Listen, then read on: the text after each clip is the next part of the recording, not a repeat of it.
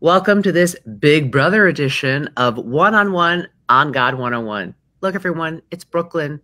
You Hi. know her. You love her. She was the fifth person evicted from Big Brother this season. How are you, Brooklyn? First, thank you so much, Julie, for having me on. It is a true honor and a pleasure to get to speak to you again.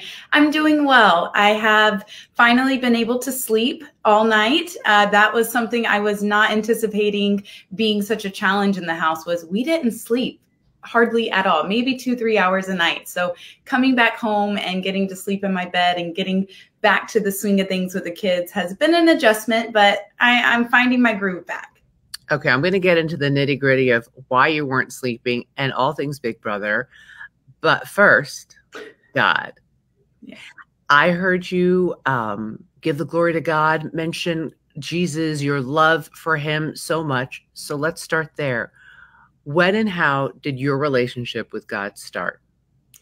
My mom and stepdad were pastors when I was growing up. So I am a pastor's kid. And so I was raised in the church and around a congregation that really supported not only myself, but my family. So my faith started at a really young age, but I think it truly blossomed as an adult. Once I had my own children and had the responsibility of raising small little human beings to be good people, I really found that my faith was something that I valued and I cherished and wanted to implement into their life. So it started from a young age, but really I felt most connected as a young adult and now into my older years. Okay, you're a wife, a mother of four, a former Mrs. America from year 2000, 2021, yes. 2021. And I think you described yourself as sassy, classy, a little badassy. Yes, I believe that. I believe that and I stand behind it. It is something that has gotten me through life. I feel like you can be true to yourself and honor who you are and whose you are, but also have some fun with it. I think the perception of a pageant woman is someone who is soft-spoken and just goes with whatever society tells her to do and just watches her P's and Q's at all times, which we have to an extent. But I wanted to be someone who played the game authentically me and really showed my personality, which is fun and bubbly, not too serious. And I like to have a good time. All right, let's talk about the game. What did your husband and your children say to you when you came home about how you did? Well, first they asked me why I didn't win a competition. They're like, Mom, you talked big game about how many comps you were going to win, which I had a lot of plans. And I wish the few that I threw, in hindsight, I was like, man, if I knew those were the last couple that I was going to play, I wouldn't have thrown them to Cedric. But honestly, they were very, very proud of me. They said that they loved getting to watch me. They loved getting to see me interact with the house guest and hear conversations. My husband stayed up till 3, 4, 5 o'clock in the morning watching the live feeds. He said, it's addicting. I couldn't turn it off. I didn't want to miss something that you said or something that someone said about you. So it was fun getting to watch it back with them. You mentioned you were sleeping on average of 2 to 3 hours a night. Yeah. Was that because of paranoia? No one wants to go to sleep and miss a conversation. What was the reason? It's a little bit of a mix of a lot of things. One, it's just you lose all sense of reality when you're in the house. There's only one clock and it's in the kitchen. So unless you're in the kitchen, you really just don't even know what time it is. And you never want to be in a room alone. And that was the hard part for me is you do need your alone time for your personal space and for just your mental health. So I chose to get away in the mornings and I would either go into the hammock or sit by the fish. And that was my time to just reflect or to read my Bible. And so if I spent 30 minutes doing that, I was like, well, that's my alone time for today. Now the rest of the day and into the night, I've got to stay up. I've got to talk. I've got to socialize. I cooked a lot in the house too. So there were times where I was by myself in the kitchen cooking. So if I chose to do that, I guess that was the reason why I chose not to sleep a lot, because that was my time to then get my game talk in and strategy in. Okay. Spoiler alert to anyone watching as we're recording this. If you didn't watch Sunday night's show and you don't want to know who Big Brother, who HOH is, who the head of household is, hit pause. Can we talk about what your thoughts are on Julie, okay, what is happening in Big Brother world? I mean, they have this janky complex of just craziness happening. They're living in the backyard. My husband and I were talking about this last night, and he's like, aren't you glad you don't have to do that? And I said, honestly, no, I'm kind of sad, even though it looks miserable. I'm very proud that Leah is HOH. That competition, I do feel like, was way more mental than physical. And her pulling it off is a testament to her game and her strategy right now, which was a slow burn. But she is kind of putting herself in a position to where she could definitely make it to the final two. I'm very proud of all of them, though, living outside for the week in the elements. And I know LA is going through it right now with the weather. More power to them. There is a part of me, though, that wishes I was still there to experience what they're going through. Okay, you said it. You think it's more mental. Leah lasted close to 10 hours holding a stick with a fake marshmallow, close to 10 hours. Mm-hmm. And some people we saw, it was physical. They would like switch hands and like do this. It was down to Leah, Angela, and Cam. And Angela, she did not seem tired at all. I know. Your bestie in the game, Chelsea, is that the right way to describe it? Yeah. She couldn't compete because she was the outgoing HOH. Who were you rooting for to win that competition? Definitely was rooting for Cam. And I think he kind of got himself out with adding that layer of, okay, let's go on one foot. I know he was probably exhausted at that point, and as was Leah, but I think he really did it to himself and wasn't thinking of the bigger picture of keeping his full alliance safe, which is Chelsea and MJ at this point. He was just like, I know I'm safe. And I could see it written all over Chelsea's face that she probably would have thrown the marshmallow and the stick right at him for doing that if she could. But you know, it comes down when you're at the final 8 and going into 7, you have to start playing a very selfish game to an extent, keep the people safe, but also you and you first at all times. And I found that out pretty quickly. And unfortunately, it was my demise that when you trust people too much, it sometimes can stab you in the back. Tucker went out after you. Inside the house, you were competitors. Have you talked to him since he got evicted?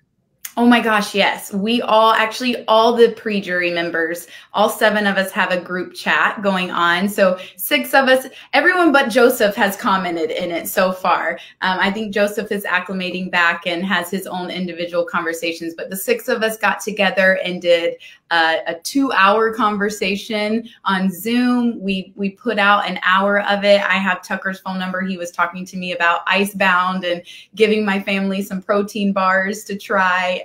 So we chat often. I also speak to Cedric every couple days. My kiddos FaceTime him. He is the favorite of my children. So they FaceTimed him for his birthday and we sang to him. So despite what people think, it is just a game, and we are all very, very close. And we have, as a cast, I feel like, been able to set game aside and really just focus on being a family, being friends, and knowing that game is game, but friendship could last forever. So that's something that I have really appreciated the past 3 weeks that I've been out of the house, is the love and support that I've received, not only from our cast members, but from former cast members. I have tens and tens of them that have reached out and have just been like, I'm here for you. I know what you went through. There's only a few of us that know truly what goes on in those 4 walls. So that's been a really nice thing about coming back home, is the support from the BB alumni.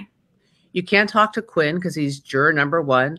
Thoughts on his gameplay and him as thoughts on him? I still love Quinn so, so much. And I stand behind that he was the best player in the game from my eyes. And I also feel like the reason why I say that is because I have an emotional connection to Quinn and his love of the game. It breaks my heart that he did not get to speak to you, Julie, on Thursday. I know that he's such a gentle human being and so just appreciative of the opportunity. And that's what him and I had in common. We are super fans. And I shared that I have been trying to play Big Brother since 2020. And knowing that he also just loved the game and appreciated being there every single day, that was a part of why I liked him so much and wanted to see him go as far as he possibly could in the game. Play the odds for me. You know he's pining away for Leah, and on one episode, she said, I think I might be falling for him. Play it out for me. What are the odds when they're both out of the house you think this could be a romance? I think it'll stay a platonic friendship. That house makes you crazy, Julie. I'm not an emotional person, and I cried a lot more than I thought I would. Very little, but you know, it was a lot of tears for my family and my children. And then just when I was trying to save my life in the game, it made me emotional a few times, but I don't cry in my normal life. So I don't think Quinn in her normal life would be someone of her interest, but you know, you never know. Corey and America are complete opposites and they're still living life together and happy. So never say never, but she's also a chubby chaser. Quinn's not chubby. Those are her words. So. That's right. She calls herself that. So, well, we'll see. Only the good Lord knows. Yeah. So because you saw a side of yourself, you know, you never knew existed, did you lean on God more? Did you find your prayer life change? Because you were like, what's happening to me? I never cry. Yeah, absolutely. I got extremely close with not only my inner self, but with God during that time, because we have nothing else to do but to analyze who we are, whose we are, what our plan is, what is going on the outside world. And so I found myself just praying a lot, not just for myself, but for my family.